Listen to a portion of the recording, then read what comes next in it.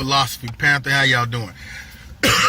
So Humble's been out for a little while. If you don't know what it is, Humble is the latest single Kendrick Lamar has dropped for all of us in our viewing, especially viewing and listening pleasure.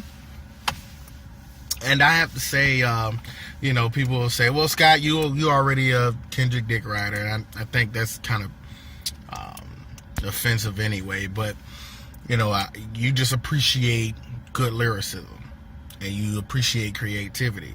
Because I feel the same way about J. Cole. And I'm a T.I. fan. I like Lupe Fiasco. Lyricism wins in my book. So, in this song, it sounds like he's going real simplistic.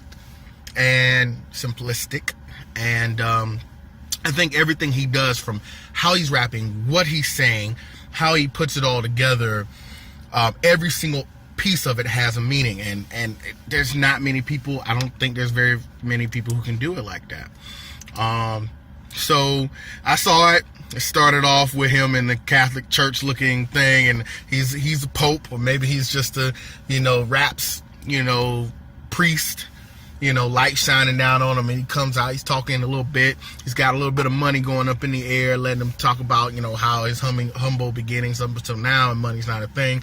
He's the music video, he's in the salon with the ladies. He got a scene where there's a bunch of cue balls, bunch of bald-headed black men just bobbing, and all they're saying is little bitch. Now, a lot of people want to say that's a shot at Big Sean. It could be, because he says little bitch a lot. Notice that only the guys around him said little bitch, whereas he's saying sit down, be humble. There's a lot of creative points in this video. From the flaming heads, when he's talking about him being the Sandman, get off the stage, he's the Sandman. And he's got flames coming from his head, and a couple of the guys with, I guess, either mask or bags on their head, and flames coming from their heads.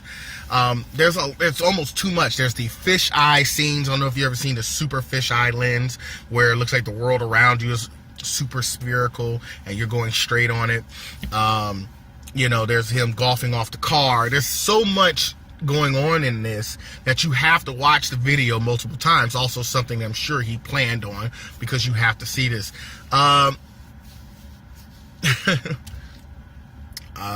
His previous single, a lot of people were saying that it was a shot at Drake, and then this one, a lot of people saying it's a shot at Big Sean, and it could be.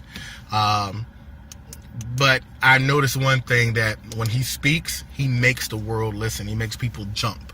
He makes people, when he got on the Control verse and bodied it, even though it was Big Sean's jump off, he made every New York rapper, wannabe or real, get on and start trying to rap on the same track or rap differently and try to say he's not the king, but the king spoke and you spoke back. You know what I'm saying? So in this video, there was an area, a portion of it where he says he's so sick and tired of the stretch marks. He says show him something real, like afros on Richard Pryor. Show him something real like ass with stretch marks. And there's a lot of women. I don't know what to say about this. A lot of women, I can't say they were feminists. I couldn't tell. It just the Twitter response, it felt like it was a lot of feminists very upset about it. There was some white people offended about it. I don't understand why these white women, it wasn't for them. It almost felt like they were empowering the black feminists to say something about it. They felt like, why in the world should a man have any opinion about how my body should be? And I think something needs to be clarified. He's stating his opinion on what he likes, not what you should do.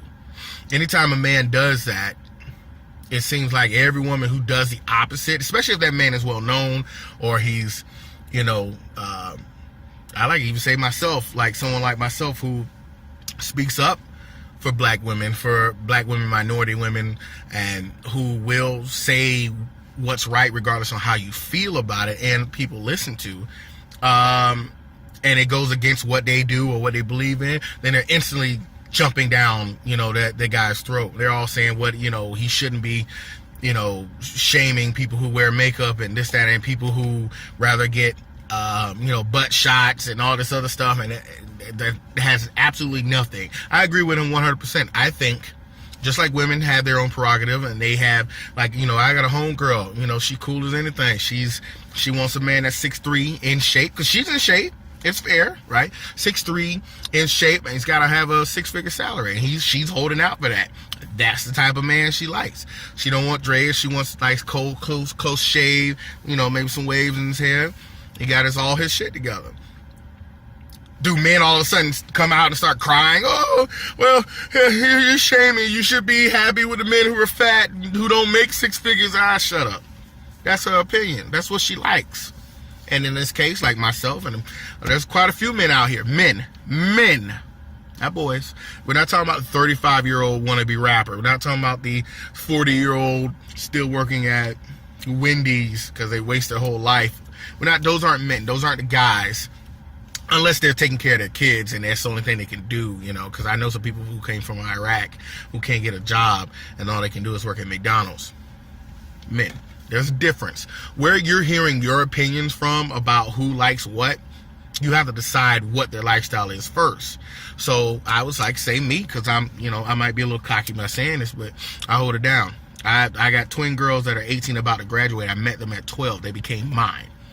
And along with their mother, we ushered them into ideas of economic success, economic independence, female empowerment, everything and being black. The fact that they're black and Hispanics, a powerful thing.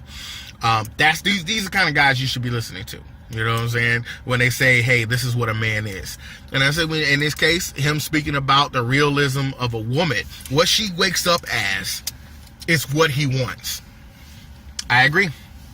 And you got stuff all over your face. I get it. There's some shit that, you may need to do to it. Makeup ain't always the answer. Maybe going to the doctor and getting that stuff cleaned up a little bit. And sometimes there's absolutely nothing you can do with your face, or, maybe you got a pudge hanging over your panties or something like that. But there's always somebody that likes what you have. But covering it all up and then we see you after marriage, that's bullshit. That's blasphemy. You know what I'm saying? So I think him speaking on that, he's tired of the Photoshop. He's tired of everybody looking the same, because all of you guys look the same. All these women look the same now. I'm finding it very, very much refreshing. Like, for example, I see a patient, they come in, and I saw a woman, and she just natural. Everything was natural. She wasn't, perfect 6'10", hair all down to her ass, this, that, and the third. She was very, very dark. She had some acne on one side. She's okay looking, with the body. She's a 7 out of 10 in my opinion. She was gorgeous though. You see what I'm saying? Like, we're basing this on what perfection is, and maybe we don't want perfection. Thought about that? Maybe, just maybe, we don't want perfection. It looks good on TV. That's like comparing our sexual activities with porn stars. You know what I'm saying? You see on the porno, the woman's, blowing everybody in sight. You know what I'm saying? And she's got 2 or 3 dudes, or maybe she don't. Maybe she got 3 or 4 girls going, or and the guy's dick is about big as his arm. And that's the porno lifestyle. That's like the perfect 10. That's what people base their ideas and moves and everything off of. But in the reality, it's nothing like that. You know what I'm saying? So if we keep holding our standards up to that the whole time, we won't be able to appreciate the beauty. And he's saying natural is just beautiful. That's just the reality. And maybe the ones who are getting upset about it, maybe your natural isn't beautiful. Maybe you've left that portion of your body so long ago and don't want to take care of it. You rather cover it up, that if you do go natural, you're worried about somebody not liking you. And you shouldn't be that way. You should be proud about who you look like. Anyway, that's just that big portion I had to take out of the song. Go listen to the song. It is phenomenal. Watch the video. It is phenomenal.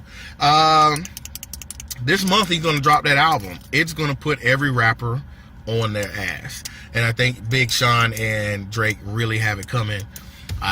Drake fans, Big Sean fans, watch out. Don't start hating too early. It's too early for that stuff. Just really listen to the words. That's what's important. Okay, he's gonna have a banger on there where it's just gonna be, hopefully it's just gonna be hardcore and you're just gonna go to the club and do whatever. But listen to the words. It's very important, and that's what helps save hip hop. Anyway, black folks, you know how I feel about y'all. This is just a tight little review about one of my favorite songs right now, but you know how I feel. I'm all about black empowerment, economic independence, all that great stuff. So when I tell you, I say this every time, please, if you can't do it once a week, do it. You know, you can't do it every day, do it once a week. You can't do it once a week, do it once a month. Please think, act, buy black. I love you guys. I will talk to you later.